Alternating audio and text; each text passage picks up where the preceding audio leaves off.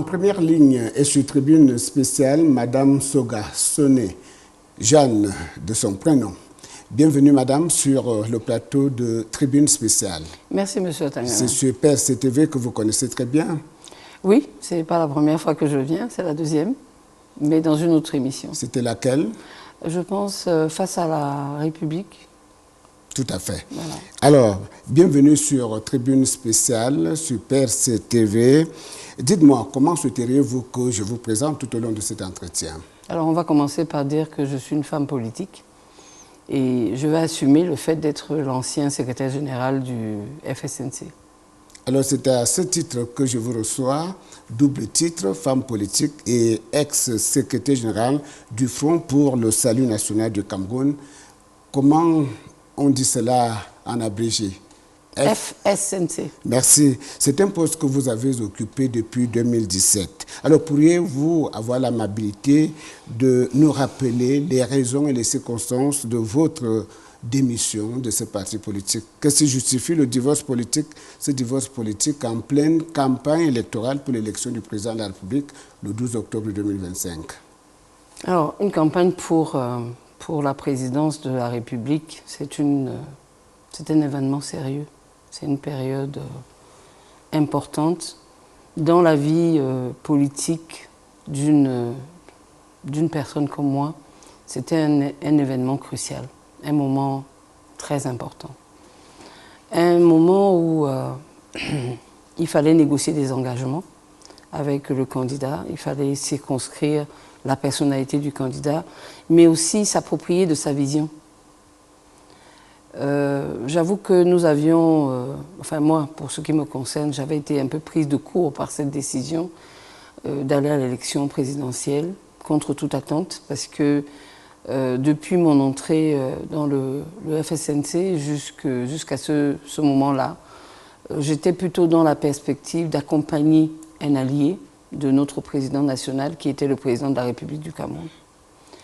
Et donc j'apprenais à la dernière minute qu'il avait retiré il s'était retiré de cette alliance-là. Il avait décidé de se présenter à l'élection présidentielle. Ce n'était pas la volonté de la base politique. Pour que cela ait été la volonté de la base, il aurait fallu peut-être organiser un congrès à la suite duquel, je pense, la base ou tout au moins ses représentants auraient signifié la volonté.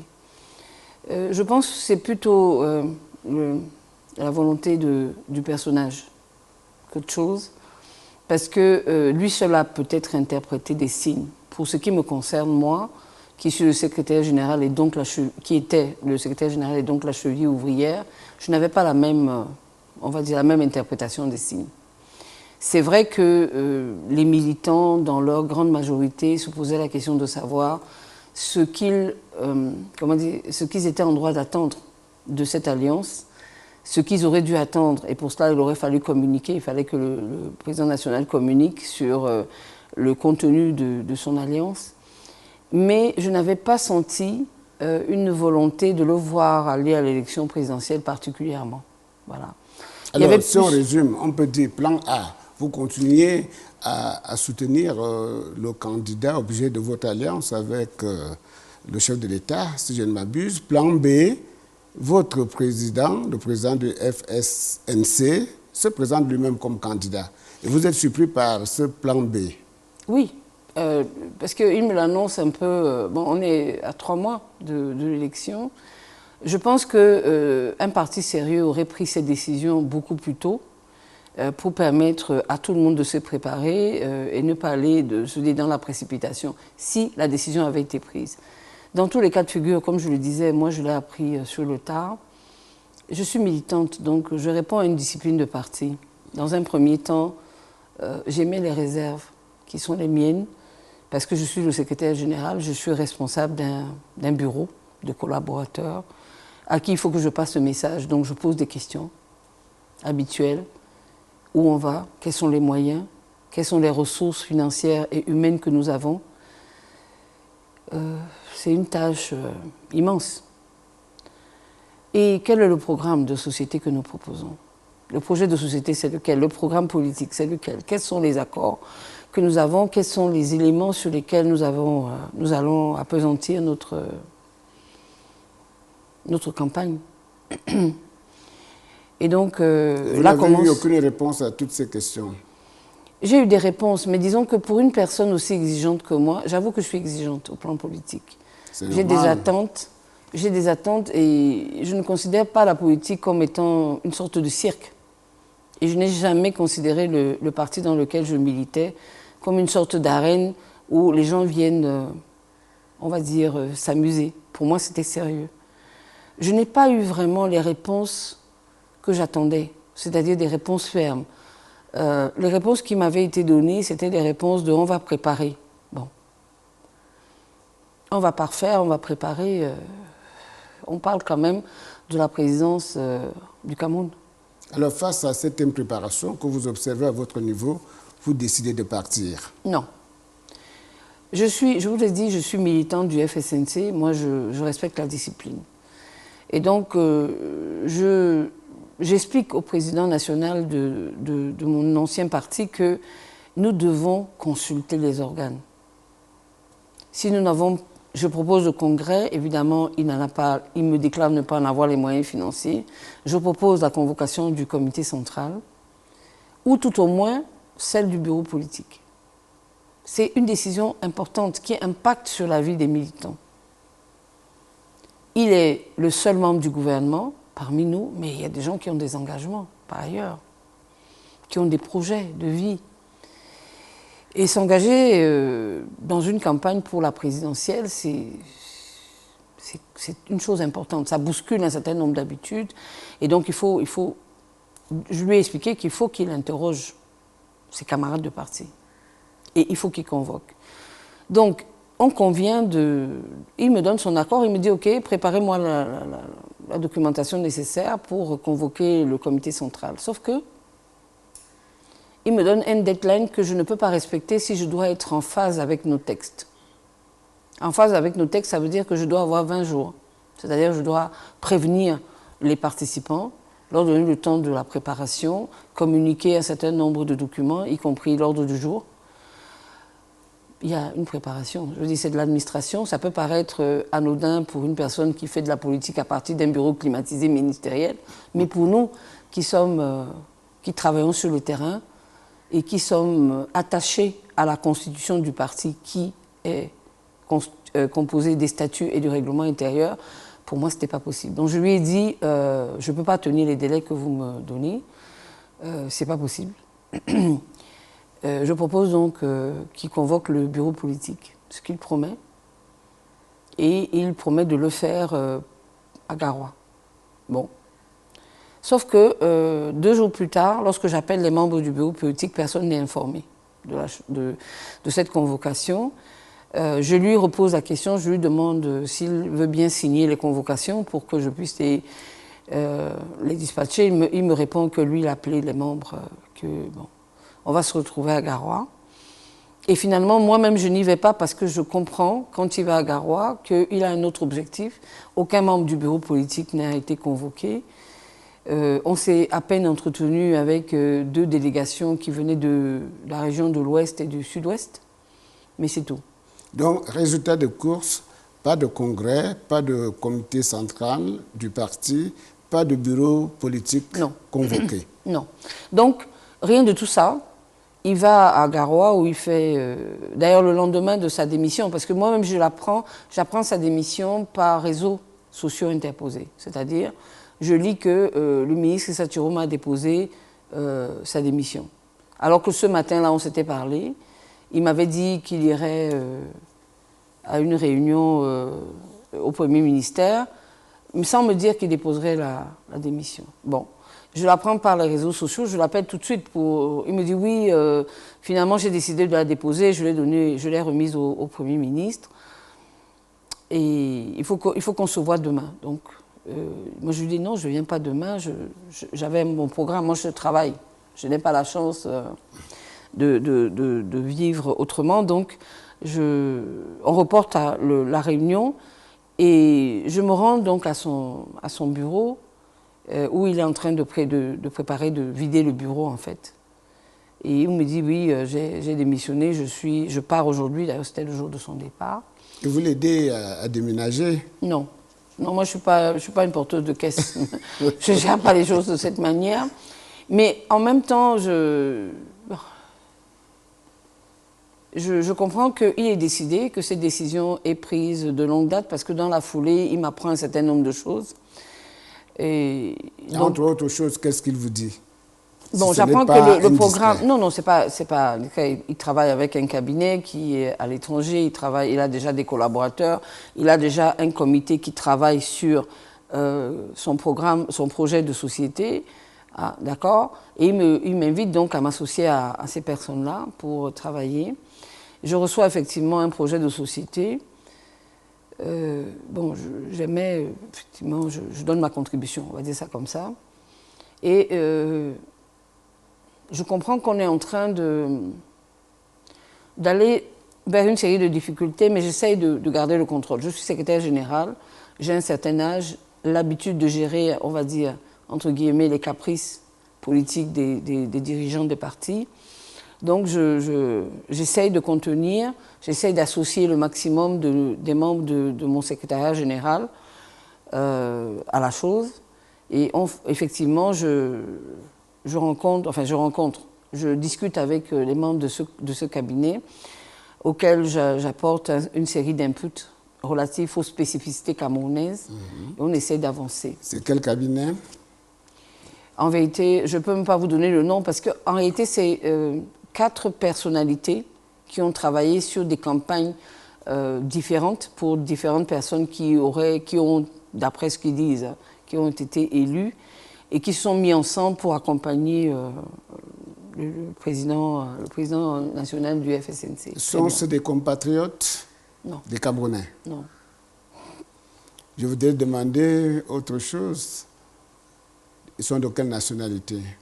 Ils sont de plusieurs nationalités. Là-dedans, vous avez des Européens, mais vous avez aussi des Africains, des Africains d'Afrique de l'Ouest. Aucun que je sache, et d'Afrique de l'Est, aucun d'Afrique centrale. Et puis, il y avait nous qui étions au Cameroun, qui apportions notre contribution. Je reste tout oreille pour la suite. Donc, on travaille quelque temps et effectivement, il déménage de sa maison de fonction, il rejoint son domicile qui devient un QG de campagne. Bon, donc on est les uns sur les autres. Et je commence à poser des problèmes de logistique parce que nous avons une série de choses qu'il faut faire. Comme je le disais tout à l'heure, une campagne pour la présidentielle a des exigences. Il y a un certain nombre de choses qu'il faut mettre en place. Donc on travaille sur le programme et on essaye d'y mettre les préoccupations qui nous viennent des différents échanges et des différentes connaissances que nous avons du terrain.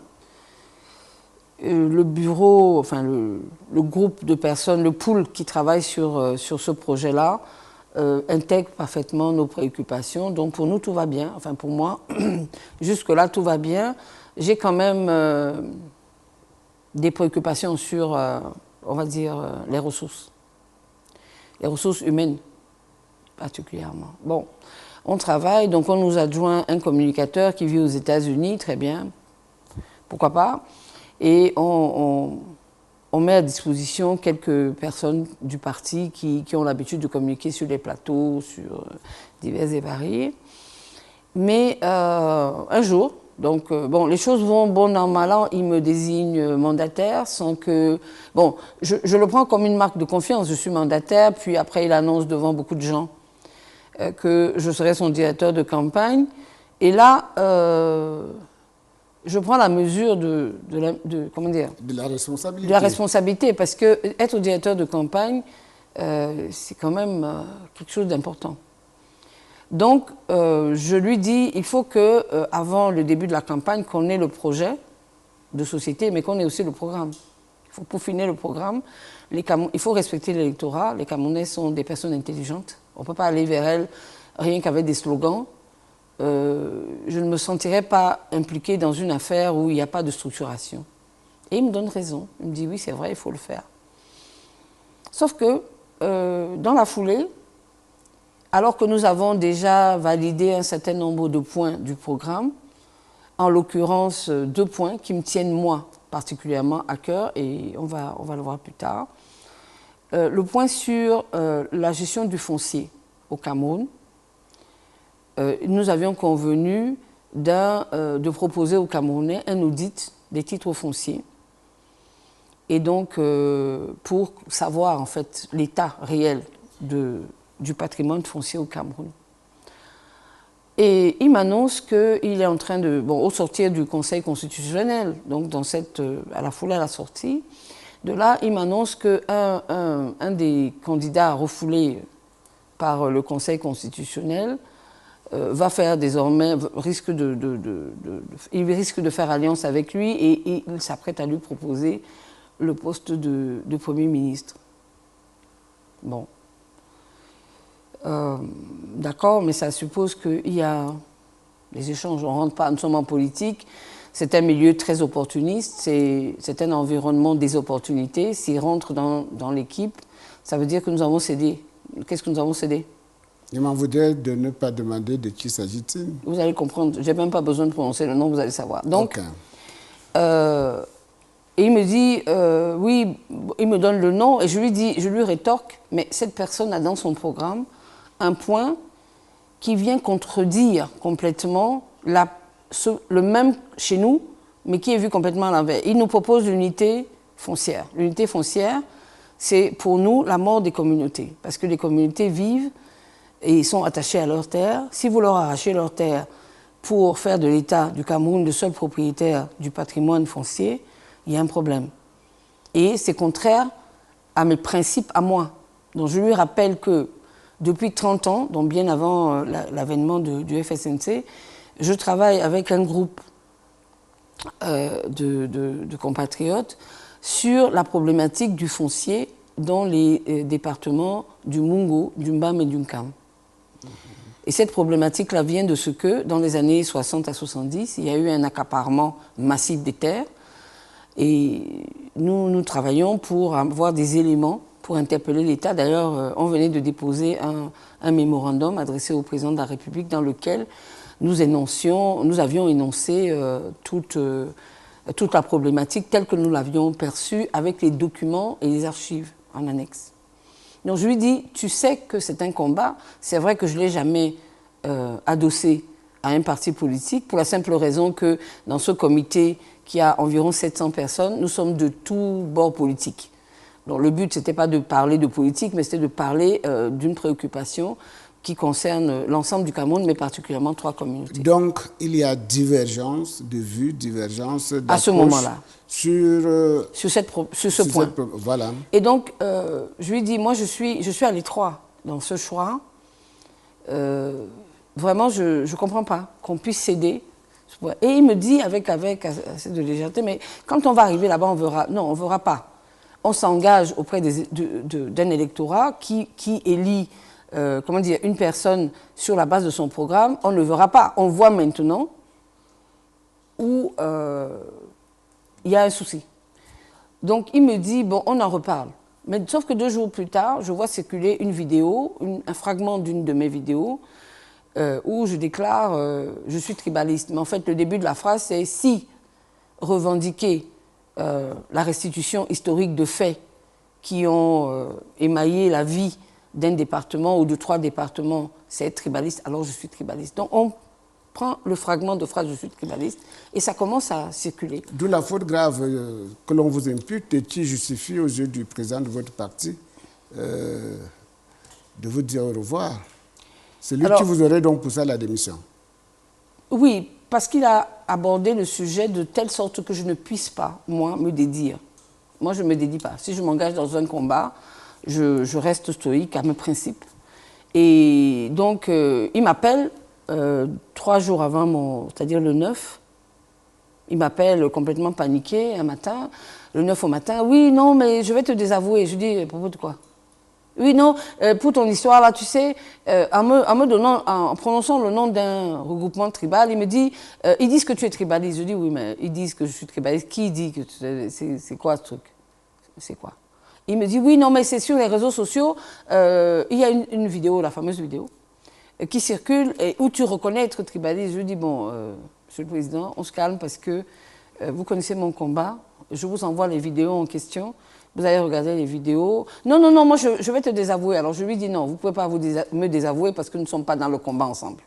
Ce combat-là, je ne l'ai pas associé au FSNC. Vous pouvez démarquer le parti de cette posture si vous le souhaitez, mais me désavouer, c'est comme si vous et moi, nous étions en phase sur un truc et j'ai posé un acte contraire à vos intérêts. Non.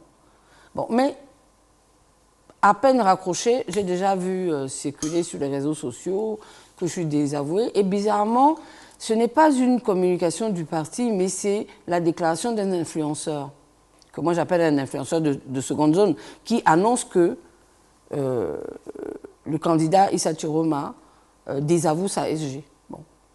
Je suis restée tranquille, je ne l'ai même pas appelé parce que j'ai estimé que c'était contraire à des habitudes, je veux dire, de convivialité qu'on a dans le cadre du parti. On est des camarades, donc s'il y a des choses à faire, on les fait proprement. Et puis, je reste tranquille. Le surlendemain, donc ça c'est déjà le 11, non, c'est le 12, donc c'était le 10. La conversation entre lui et moi, c'était le 10. Le 12 au matin, il m'appelle et il me dit, écoute, je veux que tu fasses une vidéo d'excuses adressée à telle communauté. Je lui dis, mais pourquoi? Je leur ai fait quoi?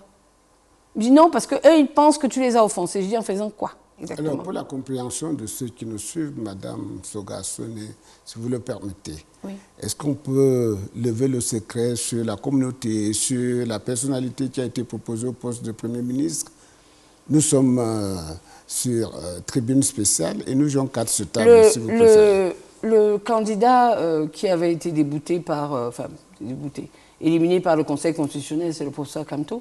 Maurice Kamto, la communauté dont se prévalait, disons qui d'après le président du FSNC, se serait plaint de ce que je suis tribaliste, c'est évidemment les Bamileke. Moi, je suis très surprise. Donc, je lui dis, mais tu me connais depuis des années, tu sais comment je fonctionne, je suis multiracial, multiethnique. Je veux dire, je suis dans une configuration où je ne peux pas me permettre d'être tribaliste parce que ça ne rentre pas ni dans mon éducation, ni dans ma façon de faire. Et je lui dis, je ne ferai pas de vidéo parce que je ne me reconnais pas dans le vocable du tribaliste. Je ne ferai pas de vidéo. Je dis, c'est trop d'émotions. Tu es candidat à la présidentielle. Je te suggère de te calmer, de faire comme tous les responsables politiques feraient, c'est-à-dire prendre le recul et observer les événements, voir, surtout que j'avais fait sur mon mur Facebook, sur ma page Facebook, une mise au point sur la question en précisant en fait à quoi tenait le combat que nous menions, qui était totalement en dehors de la politique.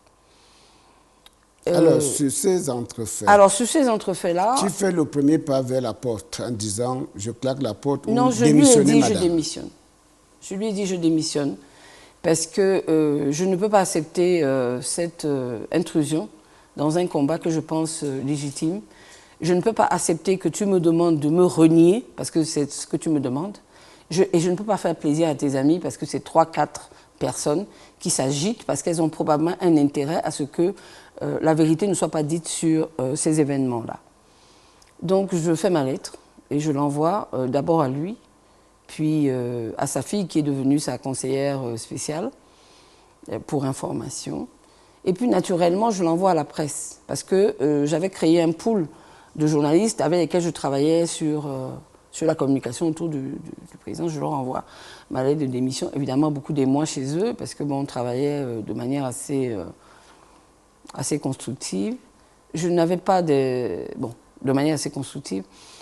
Et puis 2 ou 3 heures après, c'est l'un d'eux qui me renvoie un document portant exclusion de ma personne. Sauf que pour m'exclure, moi je suis secrétaire général du comité central du FSNC. Pour m'exclure, il faut que le comité central siège en conseil de discipline. Que je sois convoqué pour être entendu sur les faits qui me sont reprochés et qu'en dernier ressort, le conseil de discipline statue sur mon exclusion ou pas. Bon.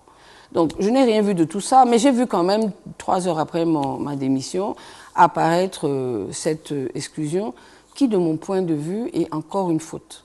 Une faute. Mais bon, alors, il assume. On vous impute une faute grave et vous dites que le président a commis une faute. Je ne le dis pas seulement, c'est un constat que tout le monde peut faire. Tout le monde peut faire. Le FSNC, pour moi, était un parti politique et non pas une affaire de famille. Il faut respecter les organes. Ils n'avaient pas respecté, déjà à 2 reprises. Ça posait vraiment problème. Mais de toute manière, moi, je n'ai pas l'intention d'attaquer cette pseudo-décision, dans la mesure où, délibérément, je suis partie. Je pars parce que, désormais, nos visions ne se retrouvent pas. Je ne peux pas être ni mandataire, ni porte-parole d'un candidat auquel je ne crois pas. Résumons-nous. Quelles sont donc les raisons pour lesquelles vous décidez de démissionner? Des raisons profondes de vision. Numéro 1, la vision. La vision. La première chose. La deuxième chose, la façon de procéder. La troisième chose, il faut dire, la perception que j'ai désormais de la personne, du personnage, c'est qu'il est influençable. Et pour moi, un président de la République ne peut pas se permettre d'être influençable. Il ne peut pas. Je suis désolée. J'ai beaucoup de respect pour la fonction présidentielle. Je crois en mon pays et je pense que mon pays, le Cameroun, est un grand pays qui mérite d'avoir à sa tête une personne qui ne se laisse pas manipuler par 3-4 personnes qui crient haro sur les réseaux sociaux. Ce n'est plus sérieux. Et je ne peux pas associer ni ma personne, ni ma caution morale à une personne qui est dans la fébrilité, simplement, je veux dire, sur un fait qui me semble trop léger pour justifier tout ce à quoi on a assisté. D'autant plus que je connais le président Issa depuis 35 ans, au moins. J'ai travaillé avec lui déjà à l'UNDP. Nous avons connu l'exclusion ensemble, parce que j'avais été à leur côté lorsque la décision d'accompagner le président Paul Biya dans un gouvernement avait été prise. Et je sais qu'il me connaît, il sait. Il sait qu'à la tête de certaines de nos structures, j'ai proposé des personnes des Bamileke. Il sait que j'ai des Bamileke dans ma famille. Bon, je ne vais pas dire 3 parce que j'en ai beaucoup plus, mais je veux dire, j'étais quand même un peu heurtée par la manière et donc du coup, je ne pouvais pas continuer une cohabitation qui m'aurait semblé contre nature désormais, parce que ça ne cadre pas avec ma façon de fonctionner. On a beau être en politique, ce n'est pas de la roublardise non plus. Madame Soga, oui. Permettez que je répercute à votre niveau ce qui se dit dans les réseaux sociaux que j'ai consultés en préparant cet entretien, avant-hier à l'UNDP, hier au FSNC. Aujourd'hui, où comptez-vous aller pour justifier ce que M. Lambda, Mme Lambda considère comme une transhumance politique, comme une manœuvre opportuniste dénuée de toute conviction idéologique? Citation. Bon, d'abord, l'UNDP et le FSNC sont très proches idéologiquement. D'accord? Je suis partie de l'UNDP, j'y serais encore si je n'avais pas été exclue à la faveur de l'entrée du ministre Amadou Moustapha et du ministre Issa dans le gouvernement. J'y serais encore. On m'a associé comme complice de cette manœuvre, alors que nous étions des collaborateurs, mais ils sont de la même idéologie, c'est le centre droit. Moi, je me sens tout à fait à l'aise dans cette chose-là. Donc, ce n'est pas un problème idéologique, c'est juste un problème pragmatique. Vous avez oublié de dire que je suis l'un des membres fondateurs de l'ANDP, parce que quand on nous a exclus de l'UNDP, nous avons créé l'ANDP à Limbé, bon, pour permettre quand même aux 2 ministres d'avoir, on va dire, un outil politique pour pouvoir continuer à figurer dans ce gouvernement-là. Ça justifie d'autant votre transhumance politique? Je ne sais pas si on peut parler de transhumance. Moi, je vais vous rappeler que de grandes personnalités politiques connues dans l'histoire de ce monde, comme Winston Churchill, sont passés d'un bord à l'autre, c'est-à-dire d'une idéologie à l'autre, sans que cela n'émeuve qui que ce soit, simplement parce qu'à un moment donné, vous pouvez être, je veux dire, vous avez des convictions qui peuvent évoluer. Et il n'y a que les imbéciles qui ne changent pas d'avis. Sauf que moi, je suis restée fidèle à l'idéologie à laquelle j'appartiens. Je considère que moi, j'appartiens au centre droit. J'ai simplement changé d'appareil, on va dire, parce que la politique reste quand même la gestion des opportunités. Il ne faut pas l'oublier. Moi, je ne suis pas égarée, hein. Je ne fais pas dans l'humanitaire. Si je voulais faire de l'humanitaire, je pense que je serais avec Mère Teresa ou dans sa congrégation ou quelque chose de similaire. Je suis en politique. Donc je gère les opportunités politiques quand elles se présentent à moi. L'UNDP ne veut plus de nous pour des raisons que j'ai évoquées. Nous créons l'ANDP. Je quitte l'ANDP parce que je veux m'occuper de mes enfants. J'étais trop absente, mes enfants grandissaient à ce moment-là, et pendant 15 ans, je me retire de la vie politique. Je reviens en politique à la faveur de l'invitation du ministre Issa, qui m'invite parce qu'il est en train de créer le FSNC, et je comprends que c'est la même idéologie que nous avions. C'est un camarade de parti avec lequel je me suis toujours bien entendue. J'ai toujours considéré d'ailleurs, jusqu'à tout récemment, que c'était une sorte de grand frère pour moi. C'est un homme très cultivé duquel j'ai beaucoup appris en termes de politique, donc ça ne me dérangeait pas. Je changeais d'appareil sans changer d'idéologie. Et je pense que ceux qui pensent transhumance ne comprennent pas ce que c'est que la politique. La politique, c'est vraiment la gestion de l'opportunité. Et j'y suis. Alors, vous dites centre droit, mais il est une étiquette que l'on colle au président du FSNC, Front pour le salut national du Cameroun. Oui. Il y en a qui le qualifient de fasciste dans ses façons de faire, et c'est ce qui transparaît dans la longue histoire que vous avez eu à raconter. Non, ce n'est pas du fascisme, c'est de l'autoritarisme. C'est-à-dire qu'il ne se départit pas peut-être comment dire, d'un formatage issu de la société à laquelle il appartient, c'est-à-dire la société traditionnelle. C'est une société très conservatrice qui donne très peu d'espace à la contradiction. C'est naturel, je veux dire, c'est son milieu naturel de vie. Il a probablement appris... Et qui plus est à une dame. Bon. Ça fait également partie de cette Il aimait culture. bien se vanter d'avoir un secrétaire général du genre féminin.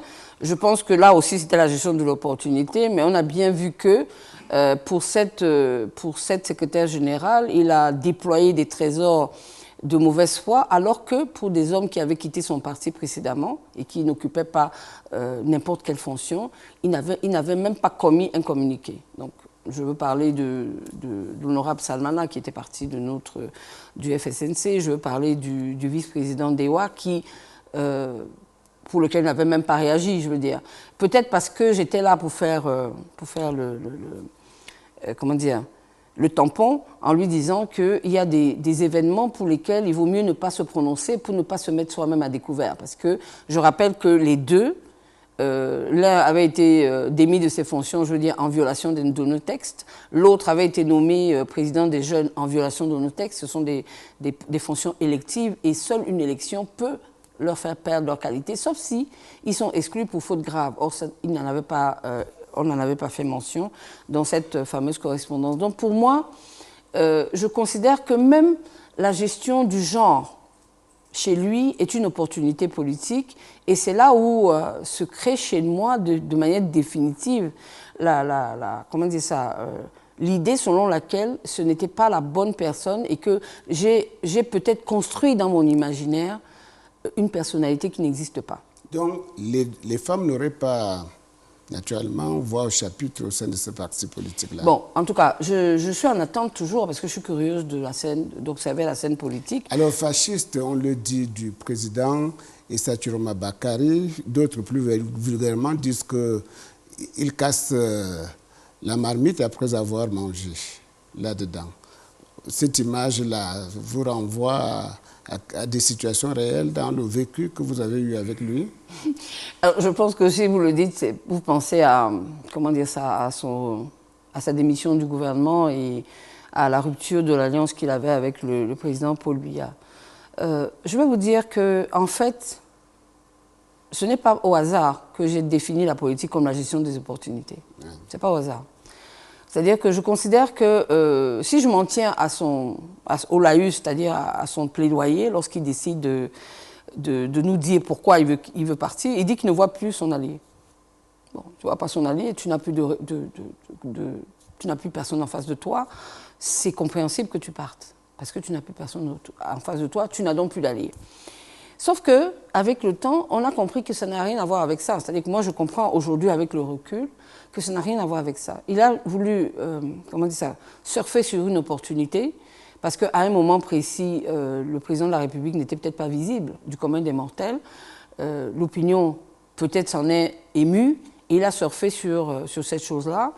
pour prétendre, je dis prétendre, qu'il ne voit pas le président. Parce qu'en fait, lorsqu'il me parle, il me dit depuis 3 ans et demi. Depuis 3 ans et demi, il aurait pu démissionner. Un vrai politique qui remet en question une alliance l'a fait dès lors qu'il commence à douter. Vous ne voyez pas votre patron depuis 3 ans et demi, qu'est-ce que vous faites là? Voilà. Donc, mon avis sur la question est que lorsque nous avions discuté de la chose, je lui ai dit, portant une critique sur sa sortie à Garoua, je lui ai dit que personnellement, moi je lui recommande de ne pas tenir de propos acerbes, parce qu'il est comptable de bout en bout. Alors, avec un peu de recul, quel crédit peut-on accorder à la critique acerbe, je vous emprunte le mot, et pleine de verve que déploie aujourd'hui le président du FSNC contre le président de la République, Paul Biya, au regard du zèle, voire de l'exacerbation dont il a fait preuve dans son soutien qui se voulait inconditionnel à la politique du chef de l'État durant toutes ces années de collaboration passée au gouvernement? La réponse figure dans votre question. C'est laquelle? Vous savez, moi je ne crois pas en ceux qui se prosternent devant la croix et qui après renient Dieu. C'est l'image qui me vient à l'esprit. Et c'est pour cela que j'ai essayé de lui recommander, de lui suggérer d'avoir un discours construit autour de la question de la gouvernance plutôt qu'autour de la personnalité du chef de l'État. Il peut y avoir des choses à redire en matière de gouvernance. Nous sommes en politique. Mais je trouve qu'il est inapproprié, alors qu'on est comptable soi-même depuis de 20 ans de collaboration, qu'on a, on va dire, vécu avec aisance, parce que nous tous, nous l'avons vu porte-parole du gouvernement, nous l'avons suivi lors de ses prises de parole en tant que ministre de l'Emploi. Il ne m'avait pas semblé qu'il était contraint et forcé d'être là. Il était dans la pleine gestion de toutes ces fonctions-là, avec aisance et je dirais même avec engouement, n'est-ce pas? Donc aujourd'hui, c'est ça qui pose le problème de la crédibilité du discours. Moi, j'aurais fait différemment. Si j'avais pensé rompre une telle alliance, j'aurais procédé différemment. Malheureusement, nous sommes face à une personnalité qui a des idées bien carrées, qui sont aujourd'hui, il me semble, dirigées par des personnes qui n'ont peut-être pas la même sensibilité que moi, parce qu'elles vivent de l'extérieur des choses... et elles essayent de le manipuler pour qu'il puisse être vendable. Bon, mais je veux dire, pour qu'il soit vendable, il faut qu'il associe les spécificités camerounaises. Nous sommes des Camerounais et ce que les Camerounais ont de meilleur en eux, c'est la mémoire. C'est-à-dire qu'ils se rappellent toujours des mauvaises choses que vous avez faites. Et pas nécessairement des bonnes. Voilà. Madame, je vous reviens tout à l'heure sur votre avenir politique. Sur tribune spéciale, Madame Soka Sonnet, femme politique. Je vous reviens tout à l'heure pour la suite de cet entretien.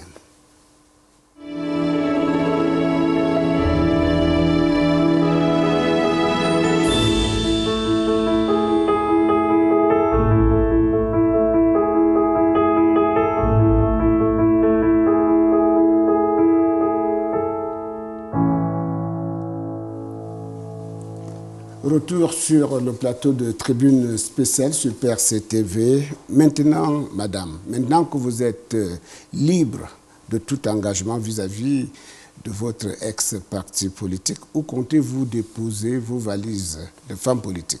Vous êtes resté? Alors, moi, je vais vous dire, je suis libre de tout engagement vis-à-vis des partis politiques, mais je ne suis pas libre de mes convictions. C'est-à-dire qu'elles sont chevillées au corps. Moi, je suis depuis toujours... Depuis que j'ai découvert la personne du président Paul Biya, je suis biaïste. C'est connu, je le dis tout le temps.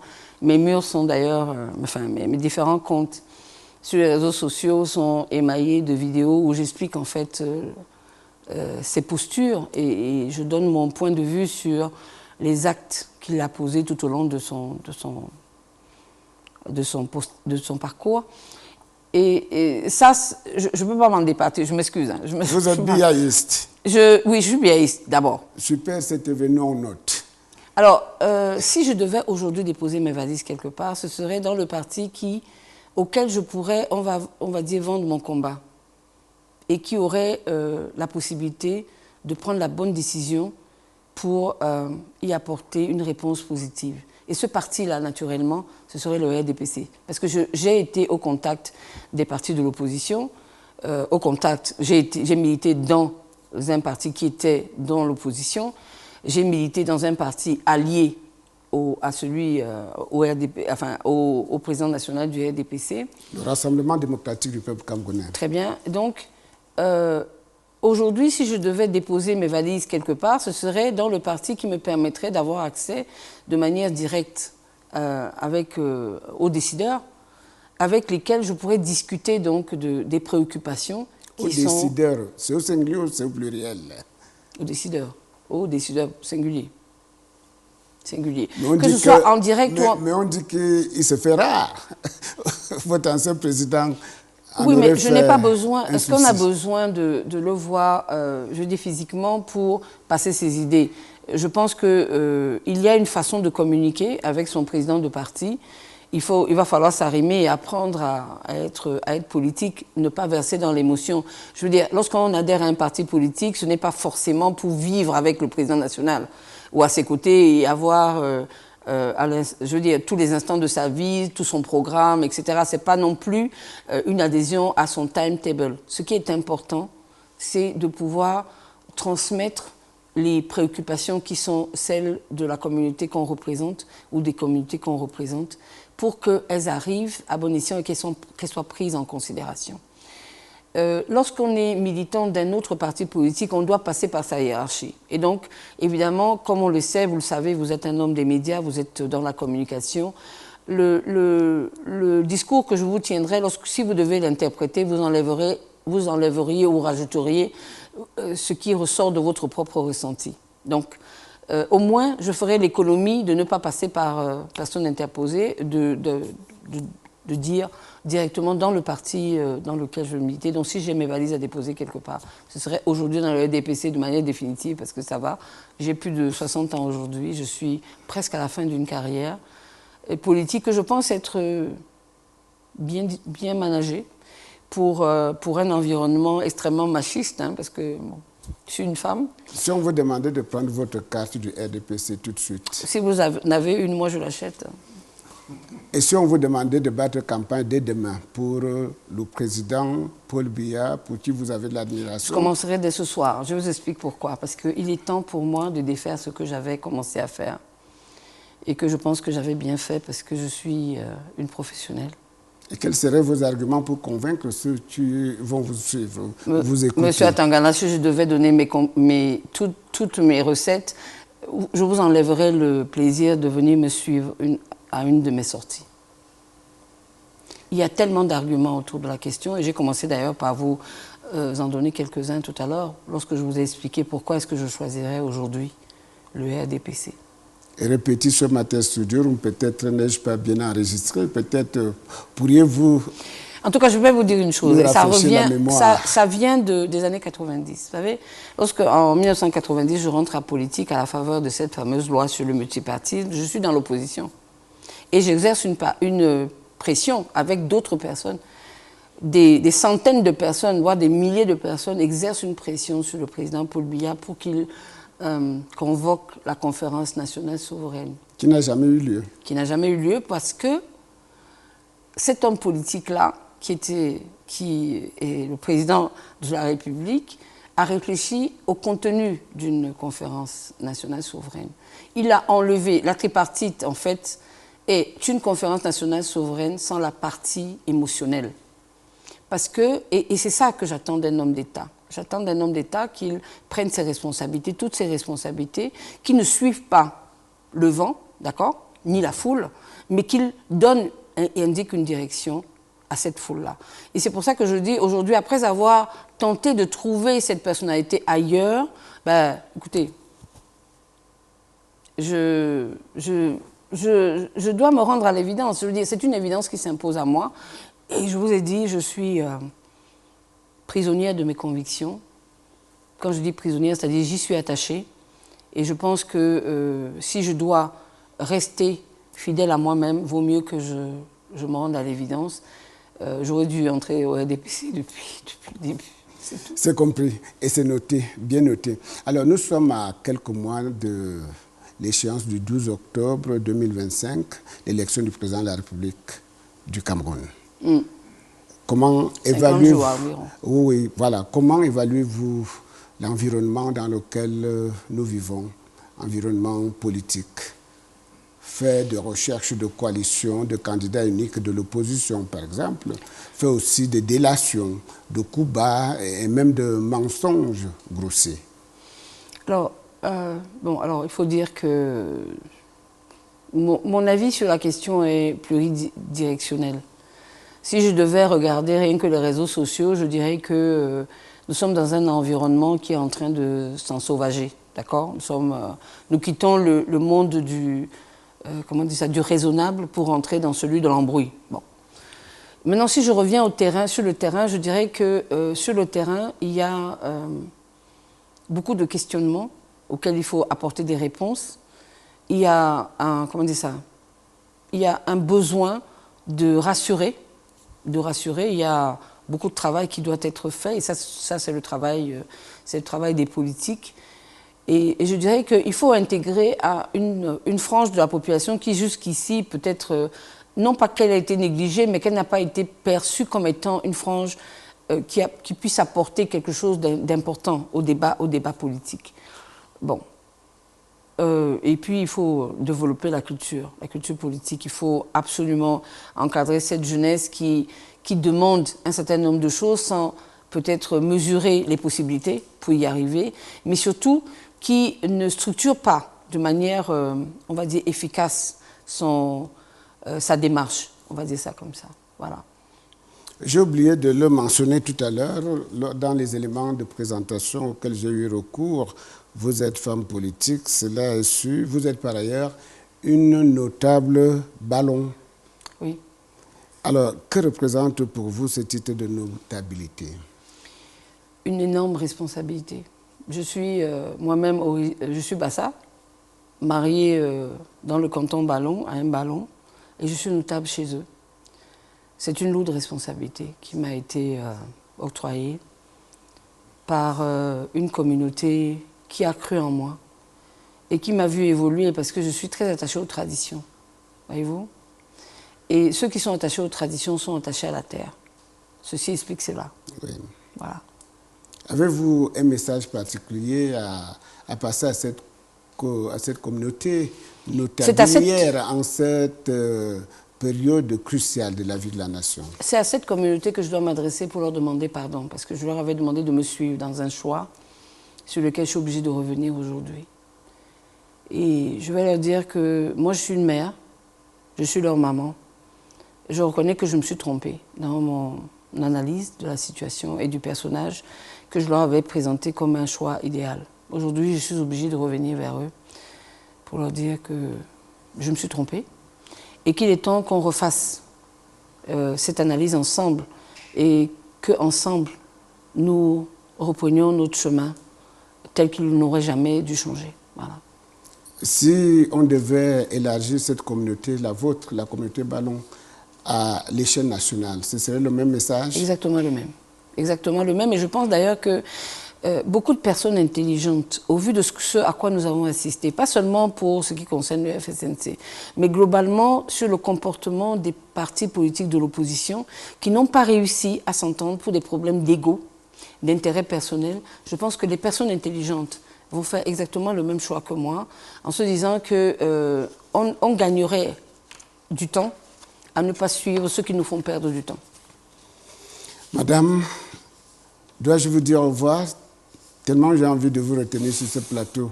S'il y avait une ou deux choses à retenir de cet entretien, quelles seraient-elles? De rester fidèle à ses convictions, quoi qu'il arrive. Madame Soga Soner, de son prénom Jeanne, je suis Jean Atangana. Merci, mesdames, messieurs, de nous avoir suivis sur le plateau de Tribune Spéciale. Et c'était Super CTV. À bientôt.